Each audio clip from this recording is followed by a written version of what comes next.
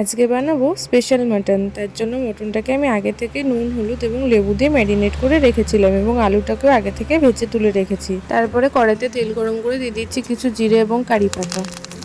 তারপরে আদা, রসুন, পেঁয়াজ, ক্যাপসিকামটাকে দিয়ে স্বাদ মতন লবণ দিয়ে আমি হালকা মতন ভেজে নিচ্ছি। তারপরে অ্যাড করে দেবো টমেটো টক। তারপর সব কিছুকে ভেজে নিয়ে আমি এগুলির একটা পেস্ট করে নিচ্ছি। তারপরে করে নেওয়া পেস্টের মধ্যে দিয়ে দিচ্ছি টক দই, লঙ্কার গুঁড়ো এবং গোলমরিচের গুঁড়ো। তারপরে সব কিছুকে একটু ভালো করে মিশিয়ে নিচ্ছি।